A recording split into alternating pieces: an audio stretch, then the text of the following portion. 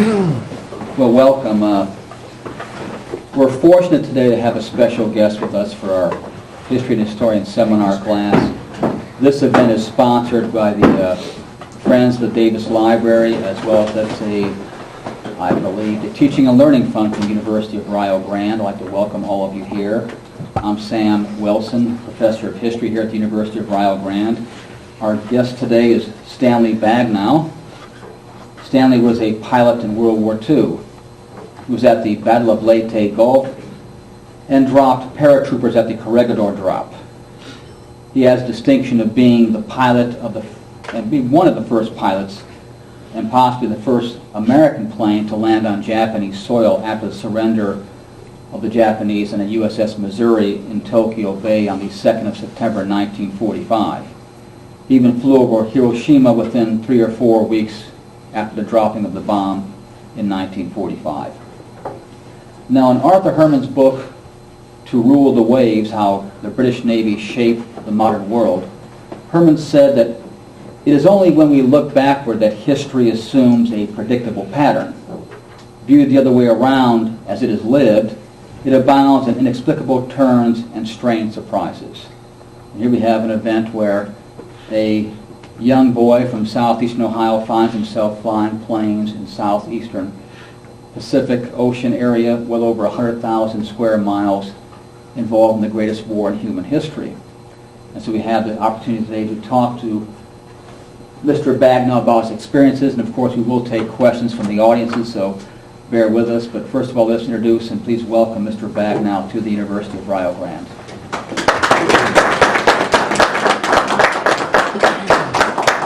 Well, Stanley, tell us about, are you from the area? Are you from Wellston originally? Oh, not originally. My wife is. My dear wife, Fern. Mm-hmm. She's from down South Webster way. I'm from Florida. Oh. A native of Florida. What part of Florida? In Bradenton, Florida, birthplace. And I lived all over the country.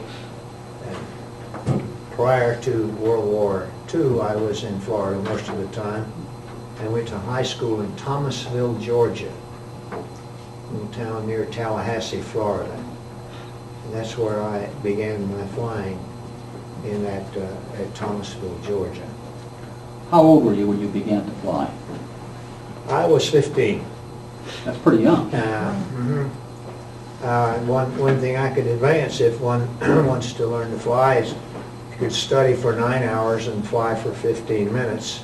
And then study for 9 more and fly for 15 minutes. I used my lunch money at school to buy time in an airplane at the airport that the instructor included was $6 an hour. So $1.50 would buy 15 minutes. Money well spent, I see. Well spent. When did you begin to have this love of flying? When did you notice it? I was 5 years old. This is the 1920s, I take it, right? Yes, I was down in Florida and I saw an airplane fly over, and then that was an era when the autogyro came in. Okay. I saw that. I lived in Lakeland, Florida when I was a very small boy, and I built model airplanes in my, say, 10 years old and on, and maybe a little younger than that.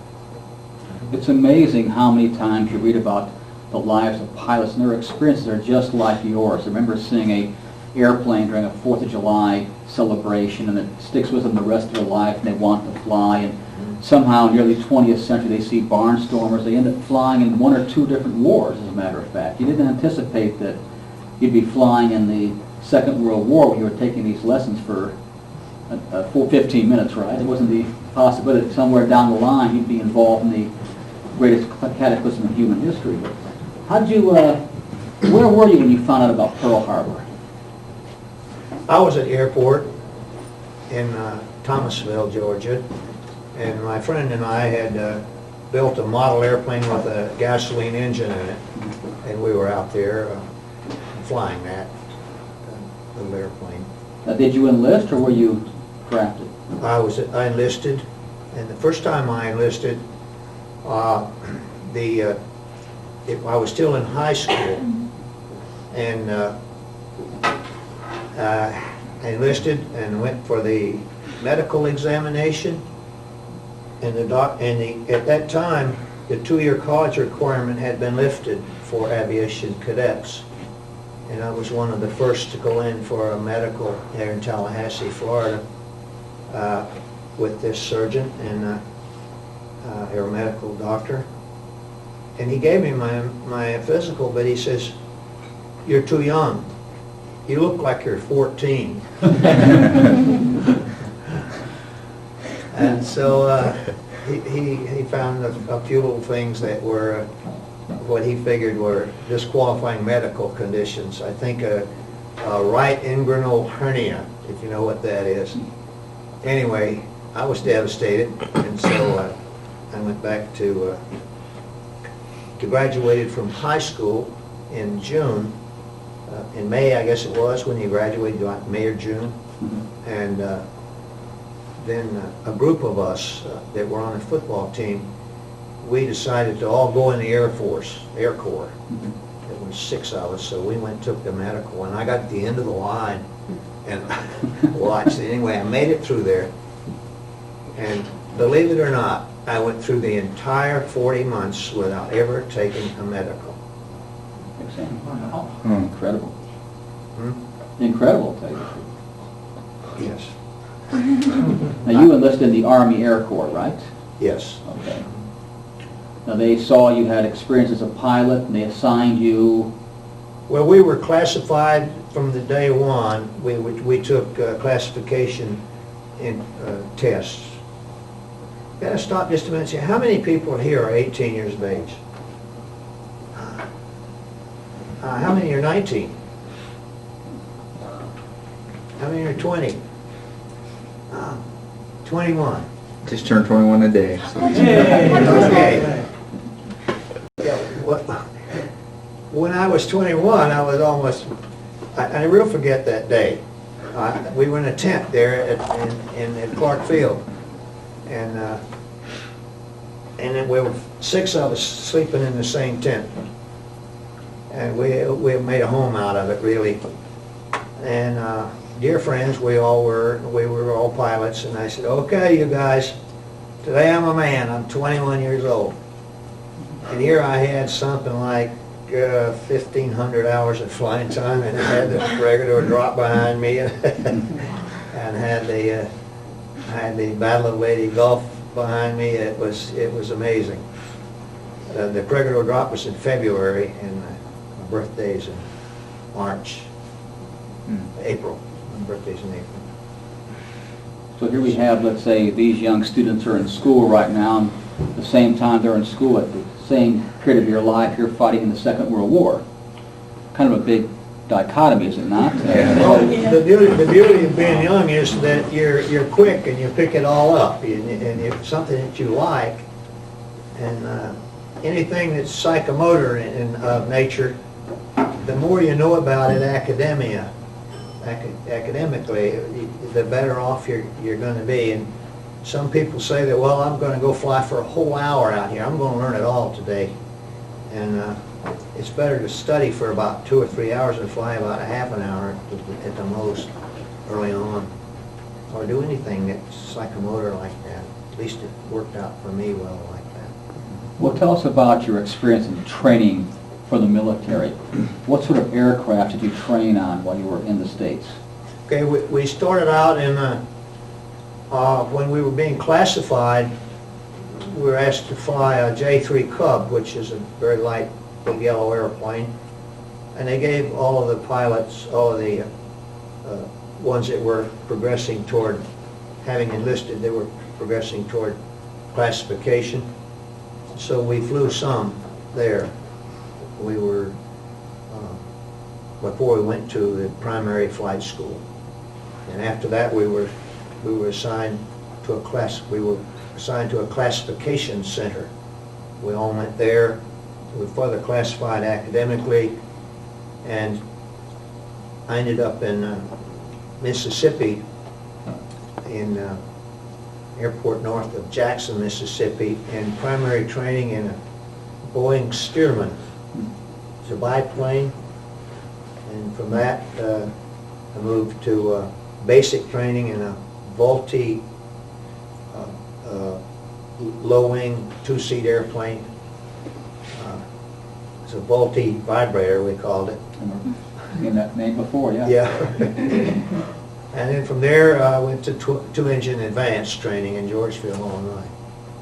And then from there, I went to Randolph Field, as we mentioned, and there went back to George Field and was an instructor there, and from there overseas.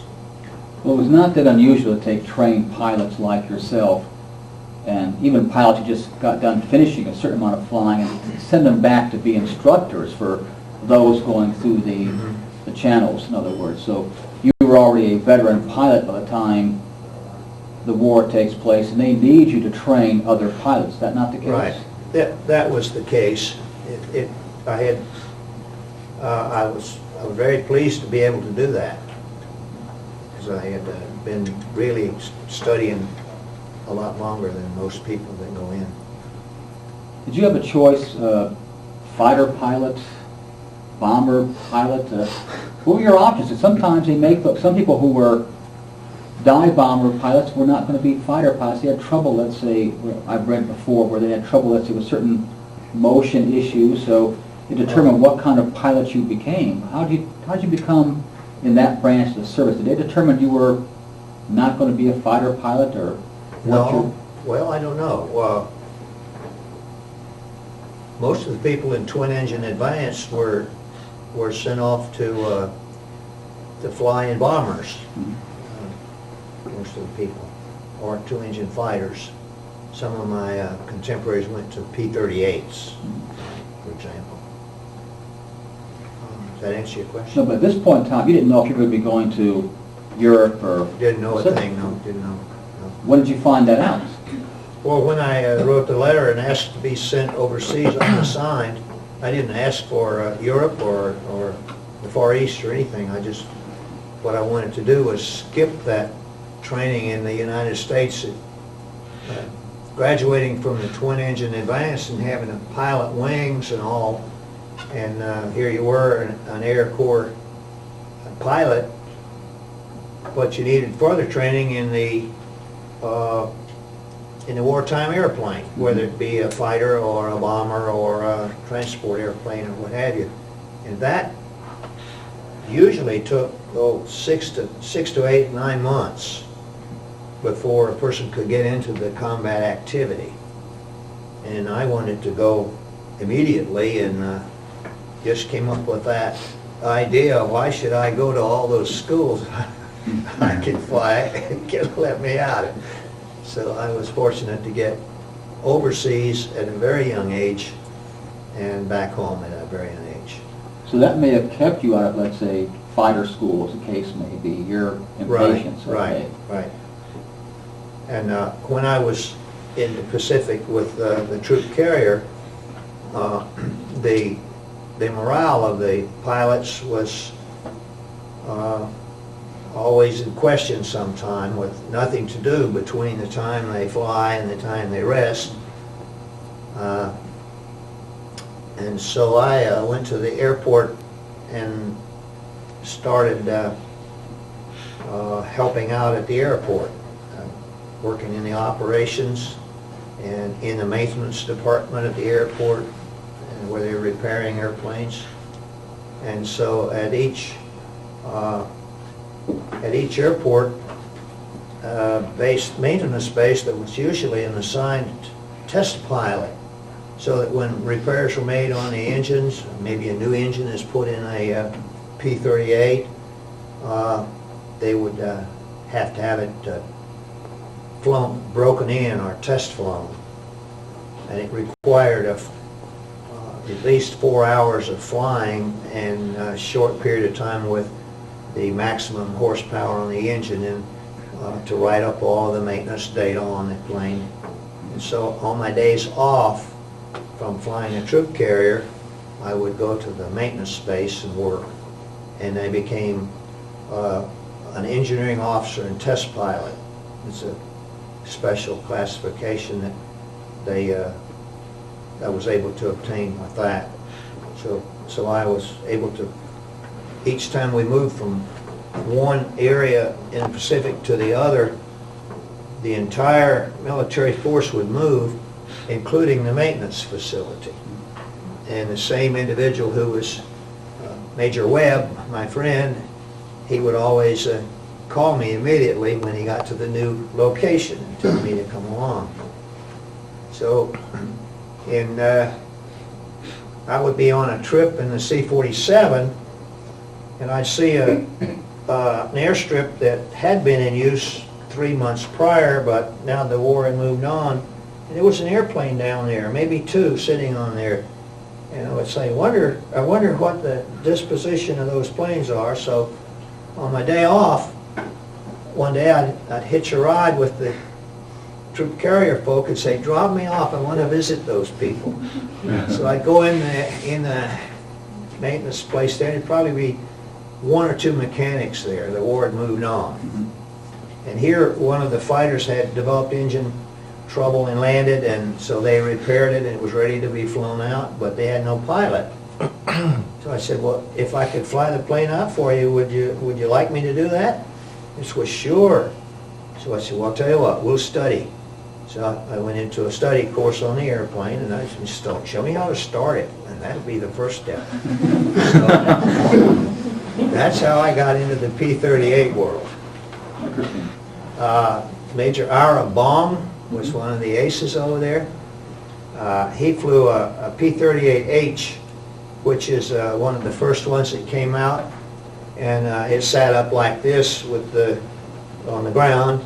The later L models were kind of like this, but just like automobiles, once you drive it a while, you need a new one.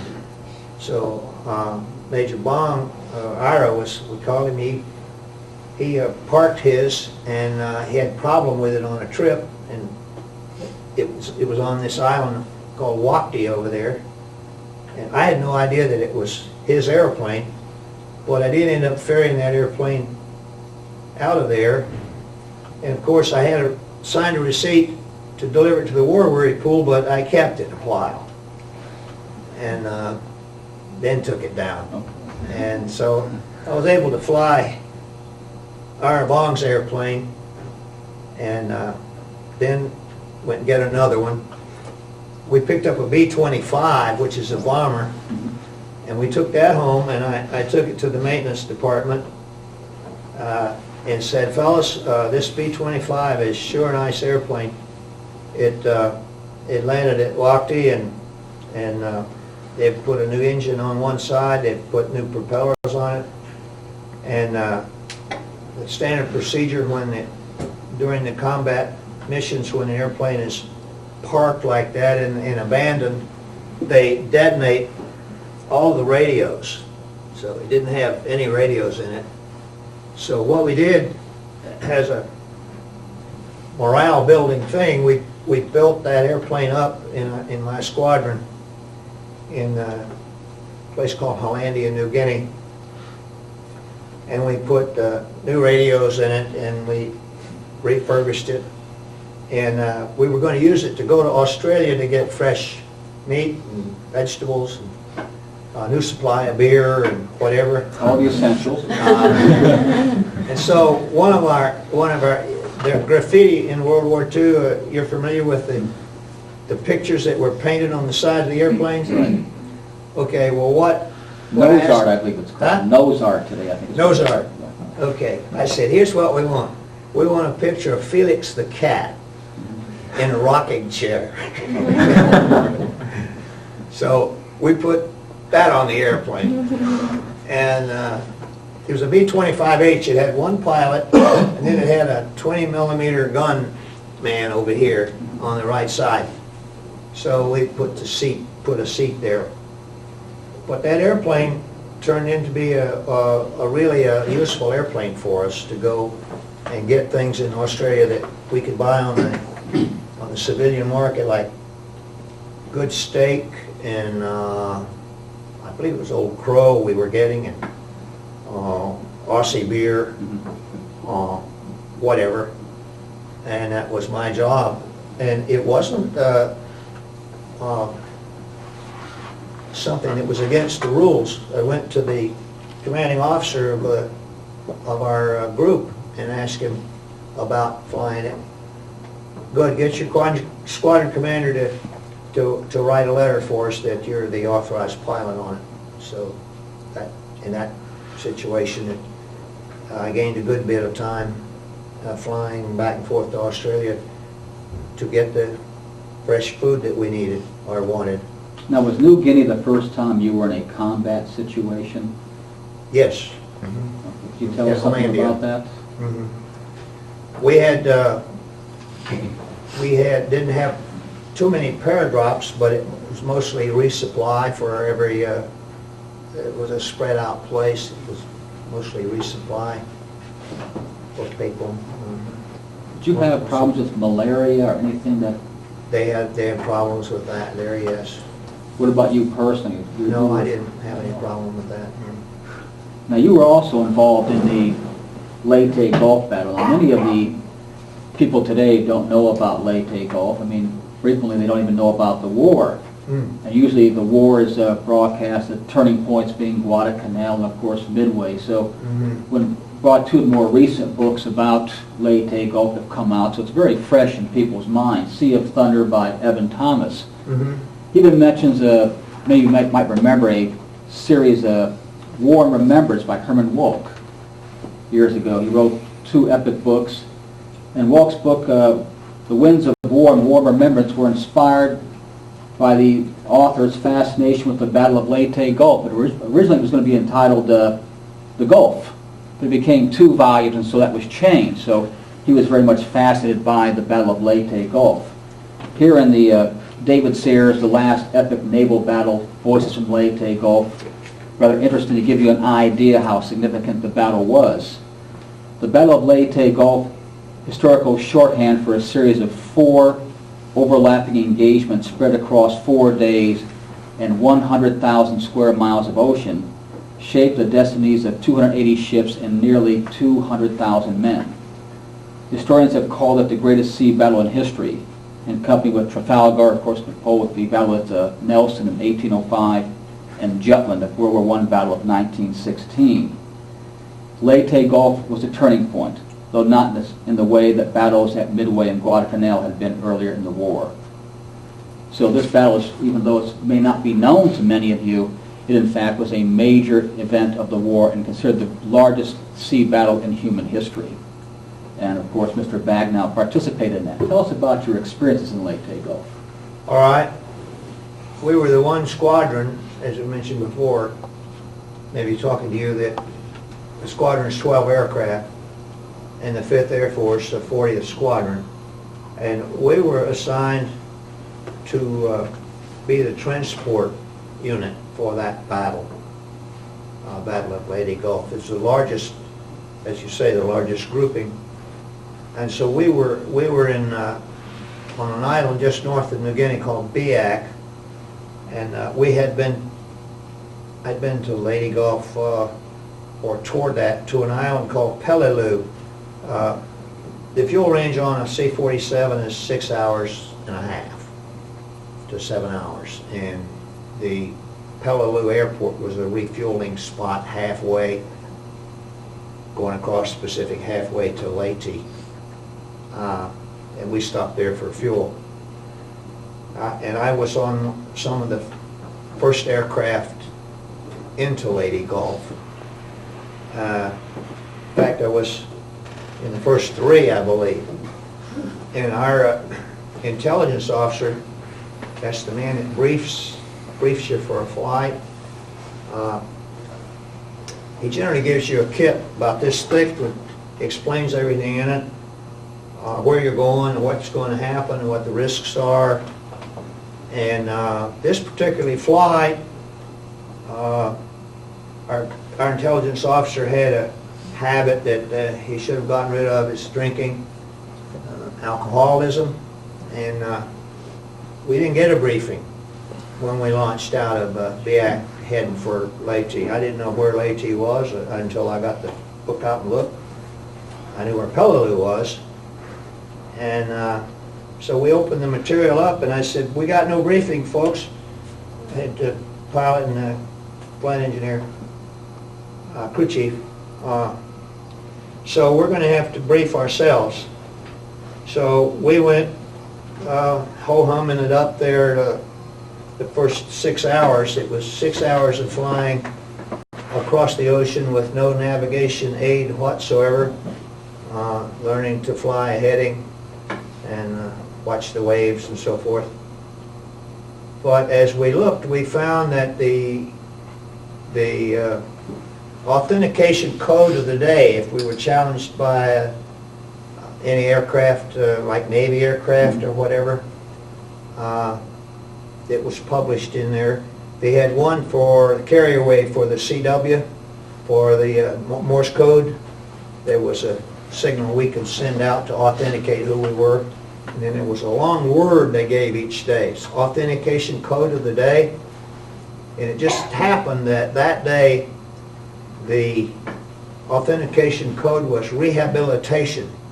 It's a word that the Japanese language would have a problem with. So if we were challenged by a Navy aircraft that came along, now bear with me, this is a good story. For this event, we made the first leg flying in 6 hours and 10 minutes, I believe it was, and took off, fueled, and headed for Lady Gulf. We're sitting there talking and so proud of our homework on our intelligence and everything. And I looked out the window and saw a Navy fighter sitting there, little F-4, and the co-pilot said, "Hey, there's a fighter over here on my side." And I said, "Ooh." And I looked out there, and I couldn't believe what I saw on the ocean. The largest gathering of naval vessels I had ever seen in my life. And it was Bull Halsey and his bunch. And these guys, these were off their thing, and so I got on, I said, "Start saying rehabilitation." And so I got on this little box here with a key on it. Who sends Morse code? Anybody here send Morse code? It's lost art. It's necessary in aviation to know that. But having been an instructor, been to school more than once on instructing, so I got on there and started sending my code message that was the authentication code of the day. And we sent the message about 3 times and then talked about 3 times, and the Navy pilot said, "So long, fellas," and off he went. So, and then I read all this history, you know. I said, wow. Well, my co-pilot was an actor from California, and but he was a bit actor, and so he wasn't too happy about flying in any dangerous situations. He was a good actor. But when we got over to Leyte, the airport there, Tacloban, was the one airport, and as we landed there, all kinds of airplanes there. Some airplanes in the water, little airplanes, fighter planes, a couple of airplanes here. And I said, "Man, what's going on?" And the place was just one strip. And we landed and they ran up to us and said, "Hey, you got to get everything off this airplane and get out of here within 10 minutes. We can't even let you get any fuel." And they explained that the big battle was in motion. The Battle of Lady Gulf with the Navy had started. And Admiral Kincaid had a group of ships in the harbor there at Lady Gulf. And they were small aircraft carriers. They call them baby carriers. Right. And they had these small aircraft. Well, what they did, they launched all of those little Navy planes off of those flat tops, those baby flat tops, and they went out on their mission against the enemy Navy. Well, when they came back, Kincaid had been threatened by the approaching Navy, so he fired up his flat tops and left. And these fighters were showing up out of fuel at the end of their mission, no flat tops to land on. And what was left? The airstrip. Nice 5,000-foot airstrip. So they all started landing on the airstrip. There were too many of them at one time. They were landing on the beach. They were landing in the water about that deep. And here comes us in the old transport assignment we had. So we landed our C-47 there and said, we'll give you 30 minutes to get out of here. I said, where am I going? I need fuel. And he said, I don't care where you're going. Get out of here. So someone came up and said, there's a grass airfield. It's about 20 minutes over in the hills, and it's it's beyond the perimeter, or it's in enemy territory. That's the expression, beyond the perimeter.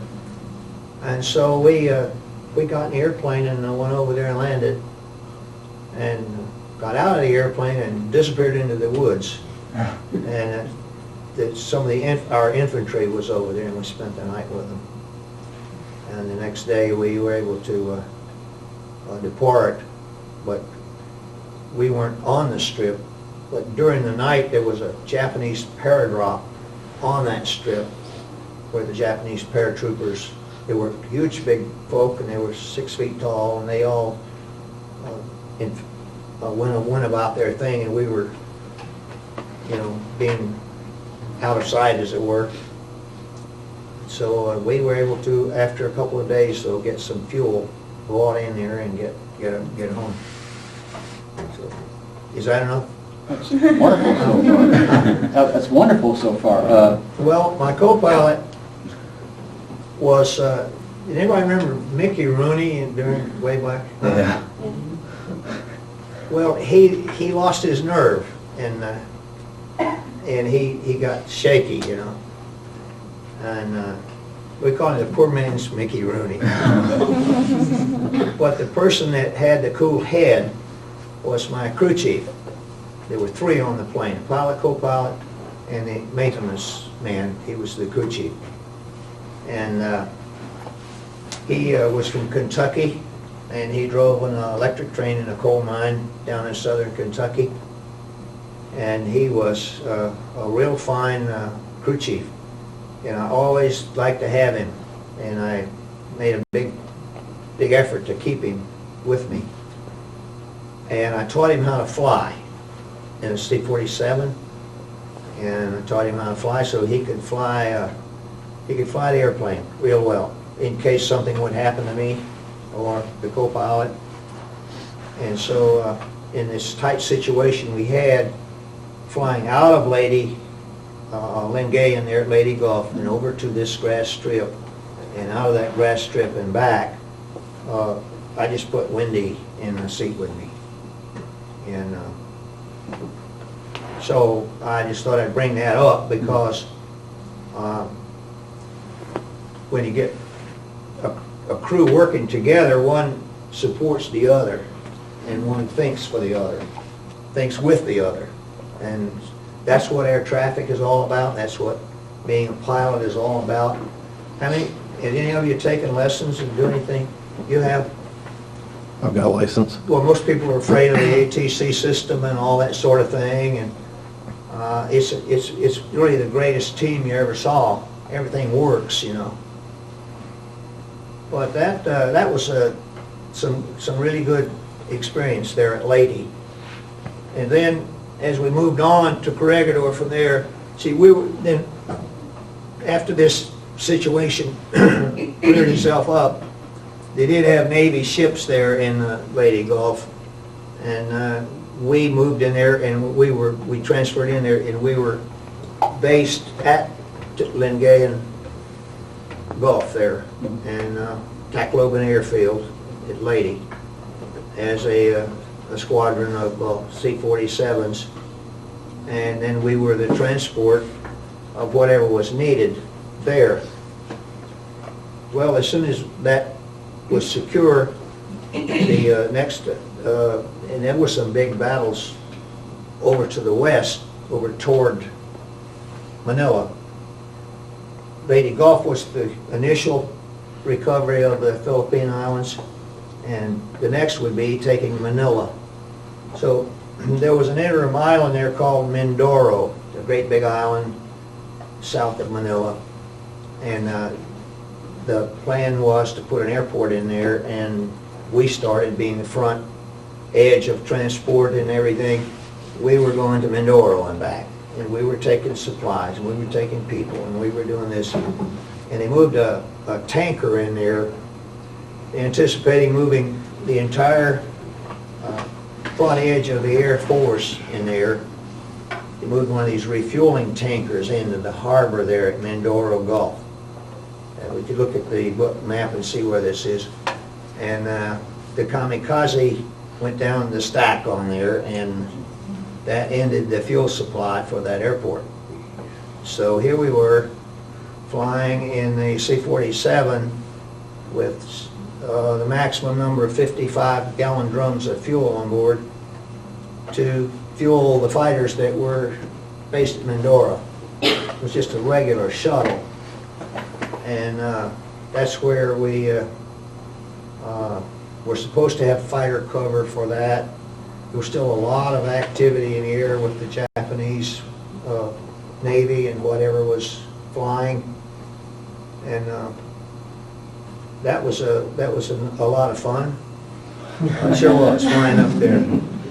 Well, ironically, it was a dual operation in the theater between Douglas MacArthur and Nimitz, and of course Halsey as well. Mm-hmm. And you were assigned to Halsey.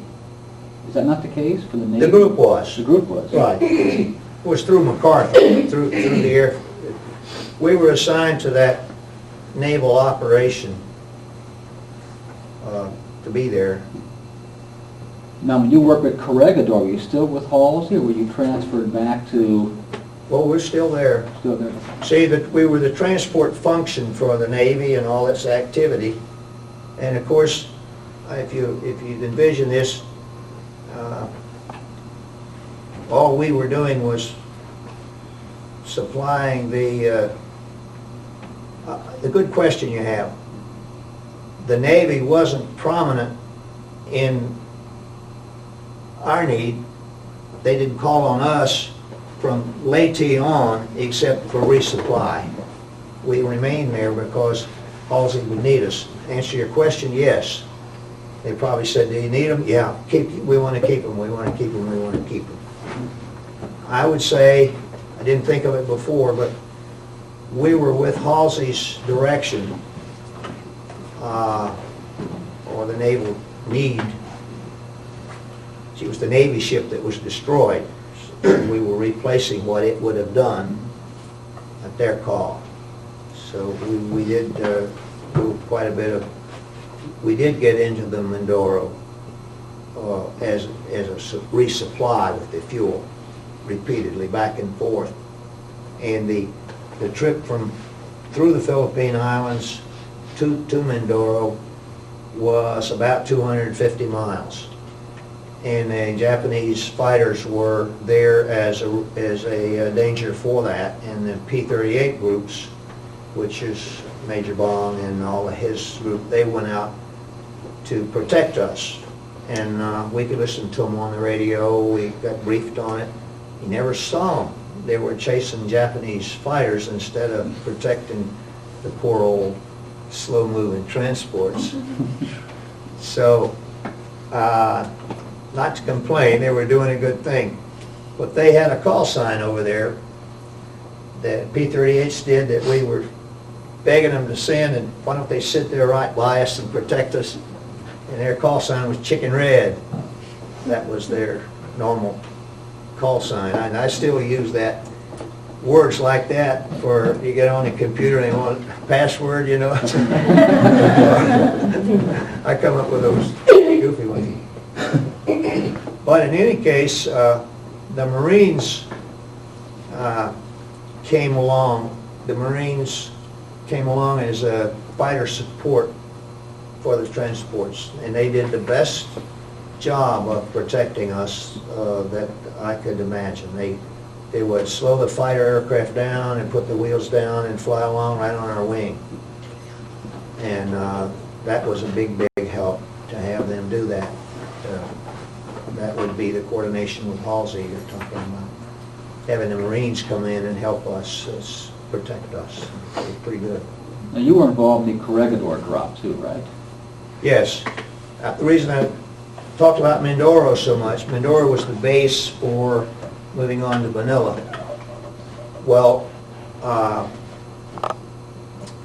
the day we were there, we moved to Mindoro as a squadron, and one day I just received an assignment that here you got a trip tomorrow, you got a mission tomorrow, you're going to fly a drop at Corregidor. I said, where's Corregidor? Oh, there's where it is, yeah. So here we went out to the airport, and 31 of us went on that drop, and Colonel Jones was the commander of that event, Colonel Jones, and I happened to be on the lead airplane. And the captain, I believe his name is Whitey Wilson, I'm not sure. But we got at the airport, and Colonel Jones came along, and we got briefed real well. And the pilot said, well, I don't feel well. I don't feel good. And I said, well, I'll fly. And he said, sure, why don't you fly? So I got to fly. Very young pilot, and got to fly. It's the best seat. That's where the captain sits, you know. And Colonel Jones was on the jump seat. So he and I started, and I briefed him in what to do. We went up and flew the mission together. We got up to Corregidor, and we were the lead airplane, so we flew across the golf course we were going to drop on. It's a little bitty island, about 500 feet high. And the wind was blowing really strong, like 30 miles an hour. And paratroopers looked at that wind, and Colonel Jones, he looked at the wind, and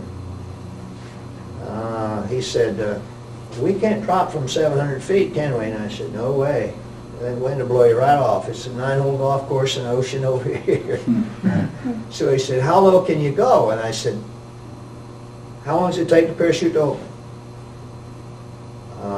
That was a rhetorical question. I said, 275 feet. How about 350 feet? He said, no, that's a little tight. Why don't you make it 400? So, okay, so we passed the word back that we're going to drop from 400 feet.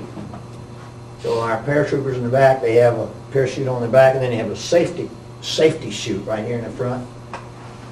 And they heard that, and then I heard us look back there, and they were click, click, throw that safety chute aside.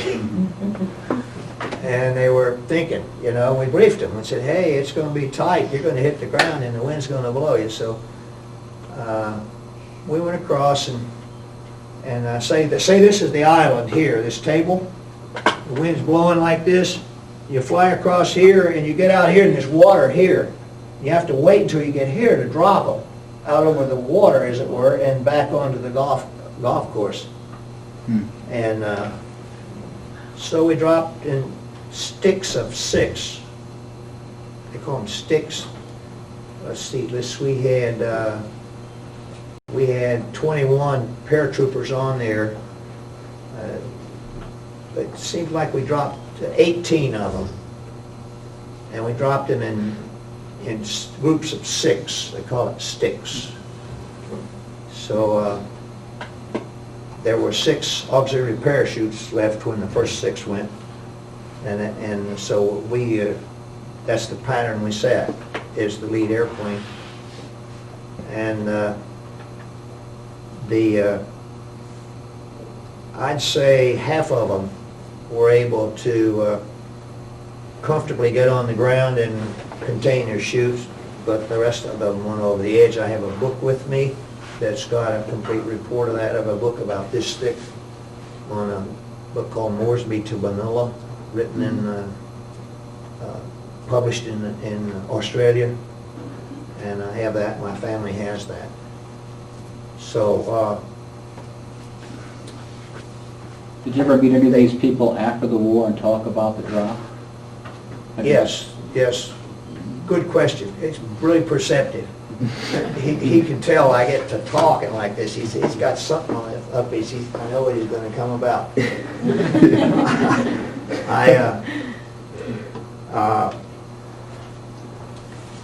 that took place, and they say, the intelligence report you speak of contained in it, it's just a little slip of paper I got, the article out of an Army journal. But we didn't continue to drop that day. We were going up there with 31 airplanes scheduled for another one trip up, go back and get more, come back, and Colonel Jones canceled that. We'll just go this one, and so we did. We sent a group up there right behind us with cargo and ammunition and goods and food and tents and so forth. We dropped those on the parade ground. That was a free fall drop. We didn't drop them with parachutes. They fly real low with the airplane and just toss the stuff out the door. So that followed our trip the first day. In the 6th Army was the ground force that supported the Corregidor capture.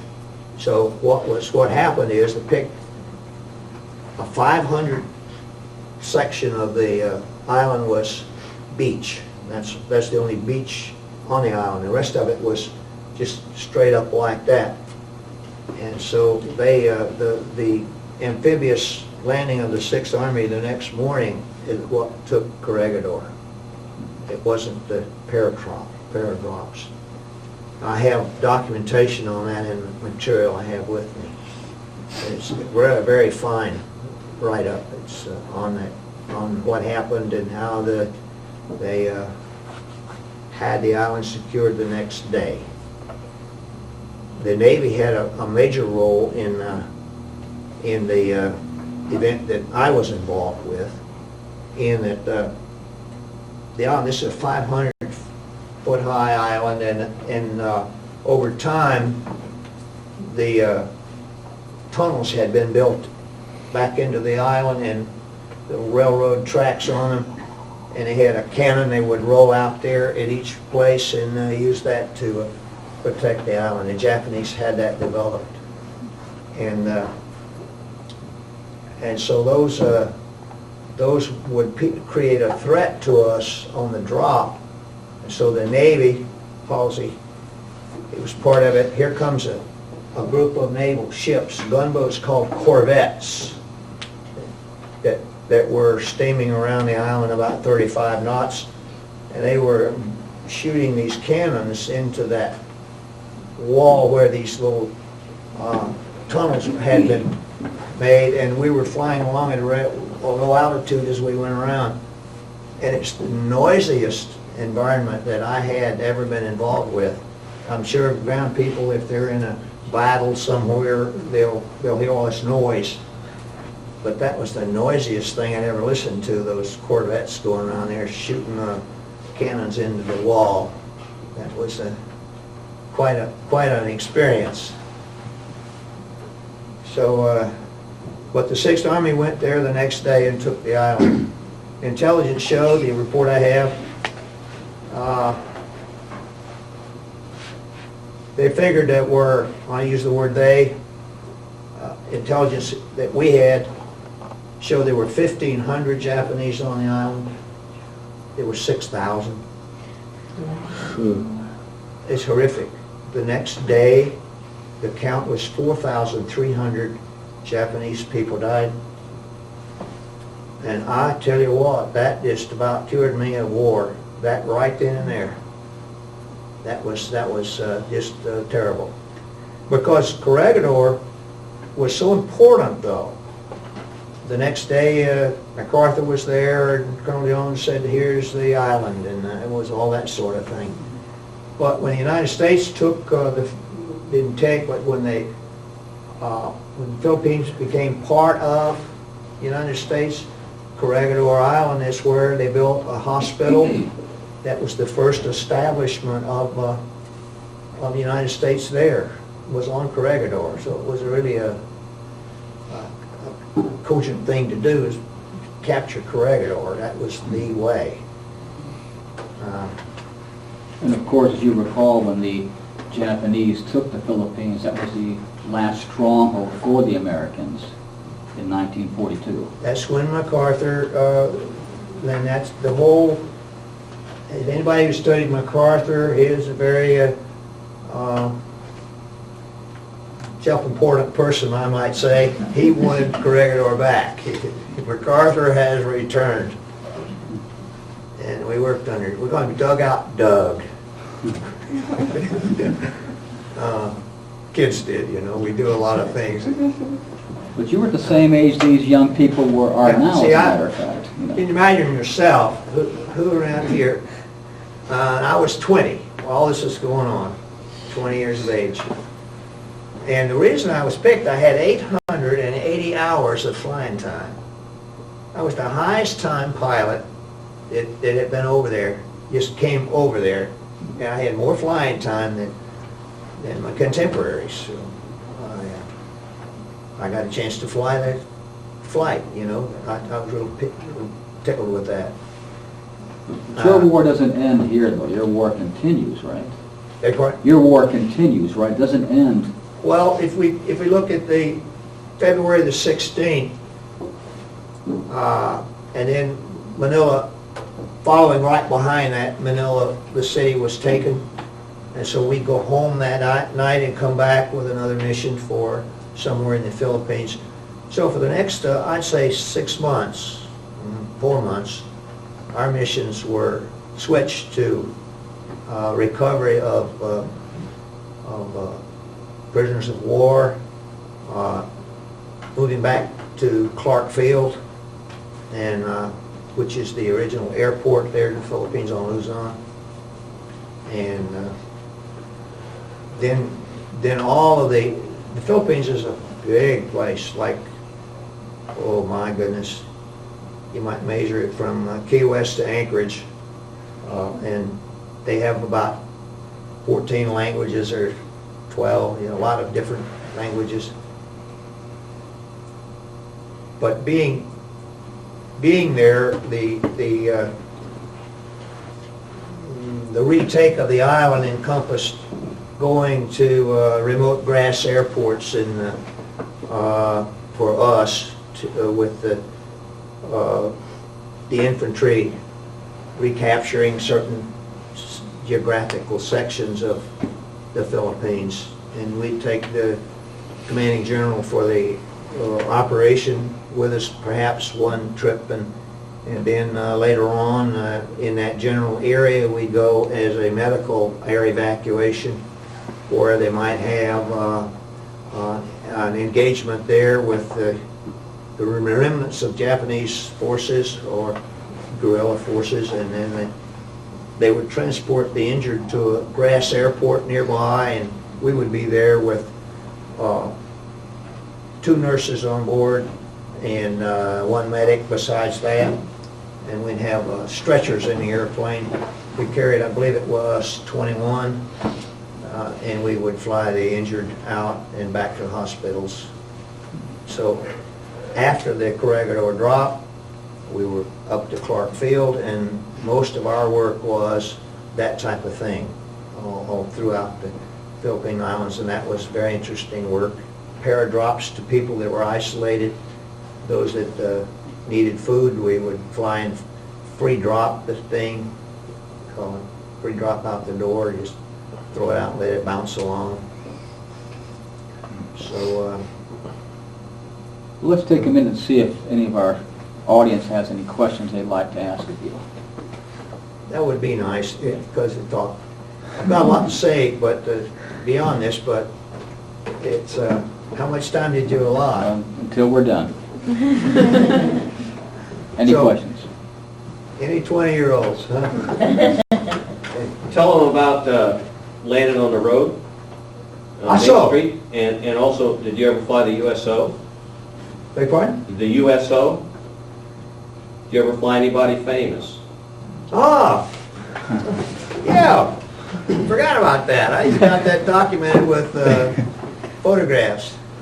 We had this USO shows, you know, where the Gary Cooper and Una Merkel and all of the famous actors and actresses would go over and they'd have a large group of soldiers there, and they would encourage them. Well, the Philippine Islands, as I explained, is a big, long place, but there were troops all over, so we would fly this entertainment group, and from one place to another. I had the privilege of taking Gary Cooper and Una Merkel and some of the others, picking them up, and that was always something to enjoy. The medical area back work was really challenging because of the hazardous terrain we flew in and the small airports, and most people would sort of quake at landing a C-47 transport on a 2,500 foot strip in the mountains. Not high, but down in between the hills. Let's see, my son Ben had told him about landing on the road. In Manila, right after the Corregidor drop on the 16th of February of that year, immediately thereafter the infantry began to go into Manila. There was, in fact, another airdrop just south of Manila, Nuanfor, I believe his name. And as Manila was being taken, the infantry was there. There was a prison right in downtown Manila called Santo Tomas. And it's where all of the ranking military people, when the Japanese took the islands, the people from Corregidor, the ranking military people were there. The nurses that were in the hospitals that were serving on Corregidor were captured early in the war, and they were put in the Santo Tomas. And they were really emaciated and in need of being evacuated. The day that the infantry took the area where Santo Tomas was. And so what the transport squadron that I was in was called on to do was to send three C-47s in and land on Quezon Boulevard in Manila, which is if you go there now, Quesion or something, Quezon. At that time it was a macadam 2-lane road in a grass area and another macadam 2-lane road. It made a rather wide space. We could land on the grass between the two roads, and we had 3,300 feet, I believe it was, space to do that, and it was a 5-point intersection on that highway, on that boulevard, which was a place where 5 roads would come in, and it was a circular place. They sent 3 of us in there to land, and the infantry would bring the nurses that had been in prison there and other people, and we evacuated them to a safer area where there was a hospital. And the war, the fighting was still booming away, and the smoke was up. I got some pictures in it. But I chose a rather cautious route. I went about 500 feet high on the other side of Manila, and came up and landed on this road, and stopped on that circle and took the nurses on board and flew them to a safer area. That was an exciting, pleasurable to me event. What else, Ben? Flying over a prisoner of war camp. In a P-47. Didn't want to tell that one. Well, on the maintenance activity we'll go back to my maintenance experience. Major Webb was a dear friend, and because I was always available for the day off. Well, I was ferrying a P-47 fighter, and I was getting used to it and flying it around. That's a great big large engine in the front. It's a P-47, and it was destined for Waterbury pool or something and had to be relocated, but I was playing with it, keeping it. And so I've been out all day working, and I saw this prison camp that had not been, it still had our people there. It hadn't been taken yet, and there had been a paragraph schedule for it. And I wanted to look it over very carefully and see what it was all about, what it looked like. And so I buzzed the strip. I buzzed the prison right over the top, down real low, buzzing it. And there were 2 flagpoles there at the gate. And I decided to fly between those 2 flagpoles like this, and it worked. But somehow the bottom aileron hit one of the flagpoles and disappeared. So I turned the airplane in and got a new one. I was speaking like the 20-year-old's going to speak when he, has some fun that has a mistake. So it was destined for the Waterbury pool anyway. Yeah, that. By the way, my son Benjamin that sits in the back, he's been flying since he was about this big. He's now a corporate jet pilot, and he's based out of Huntington. He flies a Citation Encore with the panel display cockpit in it. And so we had a lot of fun learning and flying, getting going on it. He's heard all this before. Any other thought about the Philippines? Oh, well, I was just going to ask, and your involvement, what part of the war do you think you and your squadron made the biggest contribution? When were you most important, I guess, is what I'm asking. I would say when we carried when we carried the wounded away from the fighting in the outback there in the Philippines. But what a challenge that was to land the airplane at on a grass field maybe that had never been used by anything that big. The Japanese had maintained those grass airstrips there around, and some of them weren't really maintained airstrips, but that was probably the most challenging thing. We lost several airplanes in that. And one of the events that I was involved with was in the northern part of Luzon. It's called Bagnall is the name of the city. Well, it's rather mountainous, and we landed there the night before with 2 nurses on board and another medic. And that next morning, here came the medical ground vehicles with the wounded, and they put, I believe it was 18 litters there, and it was pretty much full. Quite an active retake, a lot of fighter operation, strafing and things. But that was an interesting trip, and 3 of us were in there.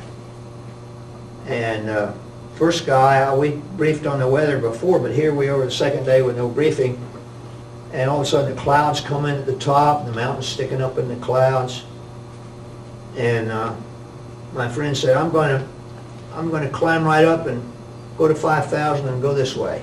And I said, no, not me. There's a river here.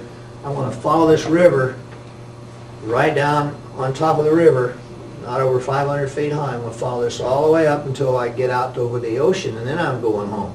And I had the fuel to do it, and so we went home without any event, and we lost the airplane. That he stayed in the clouds in the mountainous area, and didn't have any really good charts or anything. But these are the decisions that you make, Good question. Anybody else have one? I was sorry to hear about the death of Paul Tibbets recently. Oh, I saw that. And I thought, I kind of feel that maybe your background and his were somewhat similar. Perhaps. Good question. How much time have you got? As I said before, I like to start out with a lot of information for you. We had 4 squadrons, and when the war, the bomb, Hiroshima and Nagasaki, we were all set to, we were sitting on Okinawa ready to go on and do an invasion in our squadron. But anyway, I ended up there at Osaka. The commanding officer said, Stanley, I want you to go to Osaka and you send this crew went with me, crew chief named Gasca and first officer Welch. He wasn't a lieutenant, he was just a flight officer. But the 3 of us were dispatched to go to Osaka. This was like the bomb was the 25th or something, or earlier, and it was within a day or so afterwards. And so we went to Osaka, and our assignment was to find an area to billet or house 110 maintenance people, and find an area to put over 100 officers up, and check with the military government when you get there. And so we went up there and landed, and at Sugi Aerodrome in Osaka, with a 500-foot wide runway, very unusual to see one that wide, and 5,000 feet long, of course, and the big bomb craters in the middle of it. And we were able to land and stay clear of those. And as we taxied up to about a 1935 model administration building for a civilian airport, and we pulled in there and stopped, and here there was no one around except for a school teacher and a class of children, about, I'd say 4th grade, 3rd grade, 4th grade. And they were standing there smiling in an abandoned airport and holding their hands up like this. And we got off the airplane, and they were so kind. And I always carried a bag, a whole box full of candy and things to trade, you know. So we got to know that group well, and then here comes somebody was in the kind of like behind the curtain. Here comes an individual out. This is very gentlemanly, and he says what he can do for us. And I said, well, what we need to do is go into town and talk to the military government, if there's one there yet. Oh, and he said, well, I have a car here, and I'll take you. It's about 9 miles.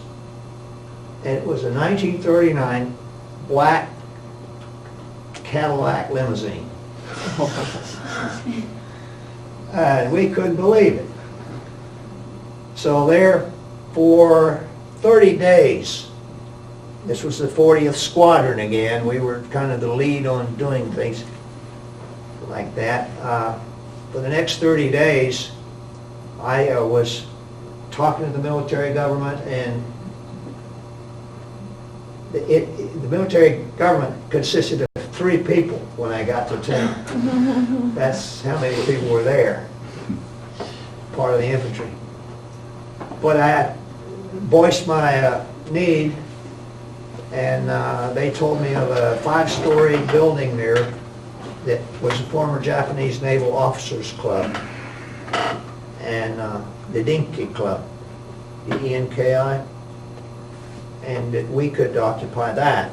So we went over there, and all the windows were bombed out of it because of firebombing firebombing previously, and it was pretty much a wreck. The whole place was. But then I asked for help to repair it, and they had just gotten started, but they took made a quick survey of what we needed, left it with them. The next day ended up with someone over there to help, but we moved in the place. Parked we were in a weapons carrier at the time. We had, if anybody knows what that is, that's kind of like a big pickup truck in the military. And the next morning, nice Japanese man showed up. He was the former janitor. And we talked to him some, but language problem. So we went out on the streets and met somehow not a young man, I'd say he was around 50-ish. He was fluent Japanese and English, both.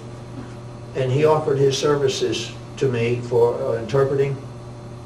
And so I paid him right there some, and Shorty was his name.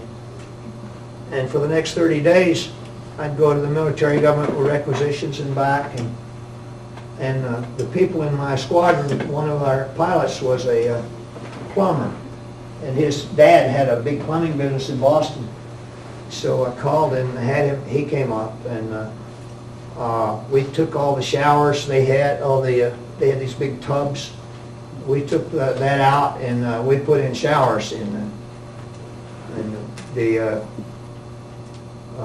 the thing that brought a success to that, I was there 30 days on that, was that got a hold of the Quartermaster Corps, and I said, look, we need somebody from Quartermaster here, because we're going to requisition a chef and kitchen people, and we need a support.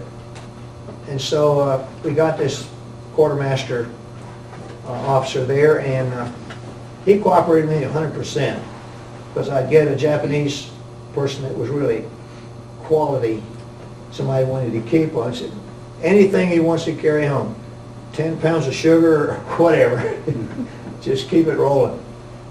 Well, long story short, in about a month's time, we had a bar and a dining room with a whole lot of waitresses and people. The grapevine in Japan is a kindly bunch of people.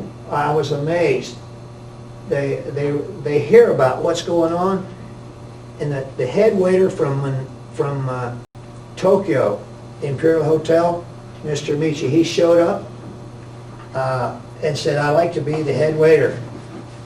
And a man came along that had been a chef for a steamship company for 25 years, and he wanted to be the chef. And Mr. Michi and I were really, really good friends. In fact, he wanted to come home with me. But he said, I said, what we want to do is have a French menu. We want it put, and we want really a first-class operation here.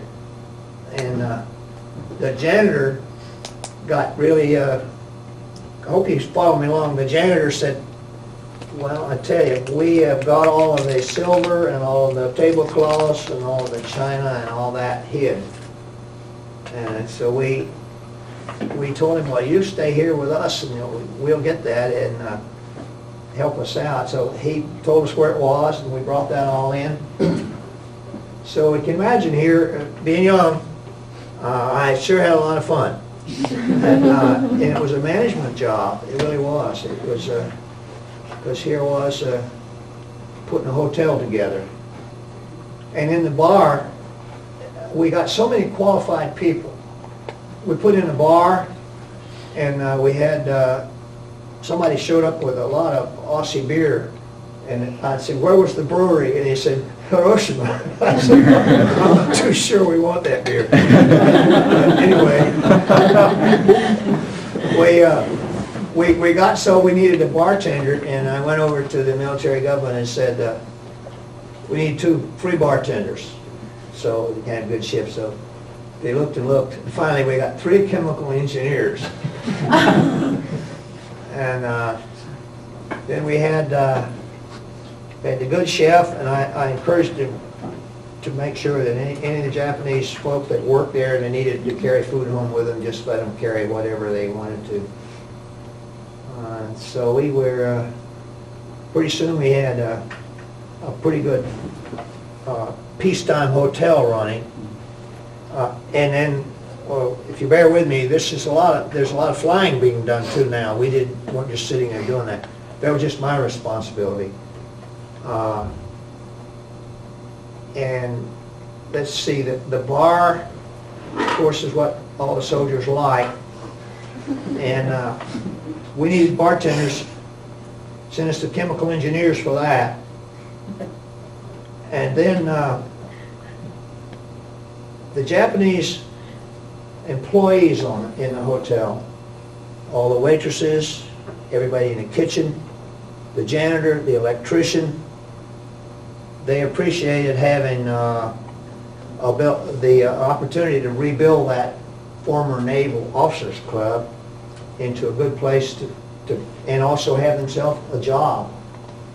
And so all those original people around there, it was quite a nice experience for me. But it had nothing whatsoever to do with the war. It was over. What impressed me about the people in Osaka there was the hospitals were all fully functional, and they're very just like they are here. All the doctors and it was very good. That was a long answer to your question. Any other? Do I understand that you flew over Hiroshima after it was bombed? Okay. Or what was your impressions? We're back to August was the end of the war, and then September, and in October, and in November, and in December, we became the 40th Squadron again. We became a civilian transport company, as it were. And the Japanese dignitaries in the military government that they're working with to make the transition to military government, we took them on, our squadron did, and personally I was on it, pilot command on the flight, where we flew over Hiroshima at a very low altitude. And they saw what it was there. Somewhat overwhelmed by it, but they were peaceable, easy to get along with. The problem we had, though, in Osaka was it was up against the ocean and an inlet, some mountains there nearby, and the weather had a peculiar way of not cooperating with us. Fog was a problem, low clouds, instrument conditions, and a requirement to do a lot of civilian flying, as it were, between Tokyo and all the other places. And so here we were, no instrument training to speak of, and no navigational aids whatsoever to start with, and that was a real challenge that whole winter. I came home in the spring and had some really interesting flights there. Sure was. Mostly civilian. Any other questions? No, would you, you have a radio on board? I know you can fly towards like AM radios and stuff. Would you use that to navigate with? We didn't have a radio to navigate with. We had a radio to talk to the what the Air Force says is an air traffic, a flight plan situation, and one that has weather reporting. I don't know how many of you here are familiar with the instrument approach procedures at the airports now, but their system was devised where radar could receive the image of the airplane, and the controller could instruct the airplane to fly a certain direction and a certain altitude, and they call it the GCA, ground control approach. The controller tells the pilot which way to fly, a compass heading, and which altitude to fly, and which rate of descent to go. And this was a program that required a large trailer with maybe 6 or 7 trained technicians in there communicating with the pilot. It's called GCA. And nowadays, it's just a common thing to have the electronics doing it all. But one of the first times that I was exposed to it was an actual condition where going out of Tokyo back down to Osaka was mountainous terrain, and the weather was bad. People on board didn't really want to go, but they had to go, and pilots in the back. And so I was flying the flight, and my good friend Dick Leverich was a co-pilot. But we flew from Tokyo out over the water, of course, all the way around. And when we got to Osaka, the whole place fogged in, boom. And here we were. We talked to the ground control, not ground control, but the ground army communication we had, and we were advised that the closest good weather was 2.5 hours away for an island down south. And so we knew that we didn't have enough fuel to go that far. But we started down that way, and then we got word that they'd had a GCA crew just trained and moved into the airport at Osaka, and they asked us if we would like to come and be the first to use the GCA. We never heard of it, but we did it. And we came back, and they did a fine job, and we somehow or another followed their instructions, and they put us on an airport that was fogged in solid on one end and had a little opening at the other. And we landed there, and the pilots, actually, these are pilots, they got out of the airplane and kissed the ground. So, my good friend I flew with for years, I don't know, if you ever get into flying, if you fly with someone else all the time, it might be your wife, or it might be a good friend, they get to know you and how you think and how you do, and they can tell if you're uptight or not, you know? Yeah. And so Dick Leverich and myself, the guy that was with me, we were able to work that way and make calls. I've flown with Ben for years. He knows what I'm talking about. But anyway, we were able to shoot the approach, and we got down to with the GCA, and first time they tried it, we got down to the point that we needed to land, and it was solid. Couldn't see a thing. So I pulled up to start around the airport, and the south end of the airport was open, about a couple thousand feet of the runway. And we turned around and came back and landed and rolled into the fog. And these were pilots in the back. They weren't just regular passengers. One of them got out and kissed the ground.